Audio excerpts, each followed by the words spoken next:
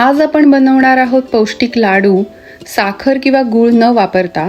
यामध्ये biotin, healthy fats, protein, iron आणि calcium हे सर्व असल्यामुळे त्वचा, नख आणि केस यांचं आरोग्य सुधारण्यास यामुळे मदत होते। लाडू तयार करण्यासाठी इथे आपण आता 2 चमचे तूप घेतलंय, ज्याच्यात 1 चमचा खाण्याचा डिंक तळून घेतलाय। आणि आता ह्याला लागणारं साहित्य: अर्धा कप बदाम, अर्धा कप काजू, अर्धा कप जवस, अर्धा कप भोपळ्याच्या बिया, अर्धा कप सूर्यफुलाच्या बिया, पाव कप तीळ आणि पाव कप अक्रोड। आता 2 चमचे तुपावर काजू आणि बदाम हे आधी भाजून घेऊयात। ते थोडेसे लालसर झाले की उरलेलं सर्व मिश्रण घालून मंद आचेवर व्यवस्थित भाजून घेऊयात। आता हे भाजलेलं मिश्रण पूर्ण थंड झाल्यानंतर मिक्सरमध्ये दाण्याच्या कुटाप्रमाणे जाडसर वाटून घेऊयात।